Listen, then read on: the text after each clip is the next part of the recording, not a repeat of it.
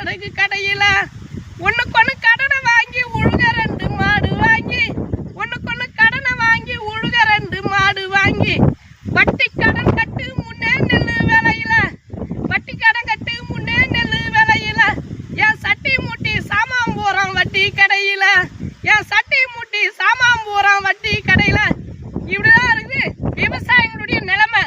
விவசாயிகளால நீங்க எல்லாரும் இருப்பீங்க வளமை. ஆனா இந்த விவசாயத்தையும் விவசாயிகளையும் ஏய்க்கிற நாடு நல்லா இருக்கும்.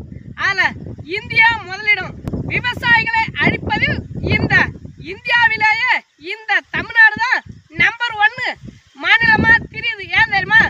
இங்க படிச்சவன் நாட்டாண்டதை விட நடிச்சவன் தான் இந்த நாட்டை ரொம்ப வருஷமா ஆண்டு வராங்க. படிச்சவங்களோட நடிச்சவங்க தான் இந்த நாட்டை ரொம்ப வருஷமா ஆடி வராங்க. அதனால சொல்றேங்க, நம்ம சமூகம் சார்ந்தும் விவசாயம் சார்ந்தும் பேசுறோம்.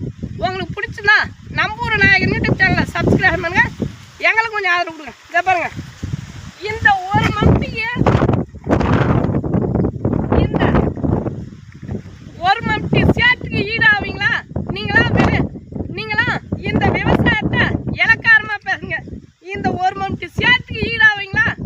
ஆனா நீங்களா இந்த விவசாயத்தை இலக்காரமா பேசுங்க. என்னது, விளையாட்டை விட விவசாயம் கஷ்டமானதா? விவசாயத்தை விட விளையாட்டு கஷ்டமானதா? விவசாயத்தை விட விபச்சாரம் கஷ்டமானதா? என்ன பண்ணுறது? காலத்தின் கொடுமை. நாங்கள் என்னைக்குமே அடிமை. மாடா உழைக்கிறோம், ஓடா தேயிறோம். என்னடா உலகம் இது? பதில் சொல்லாத உலகம் இது. பாழும் வயிறு தான் பாடா படுத்துது. வாழ்க்கை மாறலைங்க, எங்க வாழ்க்கை மாறலைங்க. இதுக்கு எல்லாம் காரணம் ஆண்டவனும் ஆண்டு கொண்டு இருப்பவனும் மட்டுமே. நன்றி, வணக்கம்.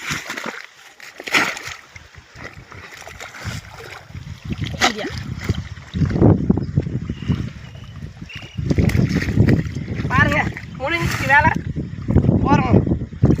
இதுதான் வேலை செய்யணும். ஒரு மம்டி ஒரு வரப்புக்கு சேர் வைக்க வக்காத்தவனா விவசாயத்தை பற்றி பேசுகிறான். ஒரு வரப்புக்கு சேர் வைக்க வக்காத்த பசங்க இந்த விவசாயத்தை பற்றி பேசுகிறாங்க இலக்காரமாக. இந்த விவசாயம் இருக்கிற வரைக்கும் தானே நீங்கள் இருப்பீங்க. அதுக்கப்புறம் நீங்களாம் செத்து சிவலாகம் போவீங்கடா. நன்றி, வணக்கம்.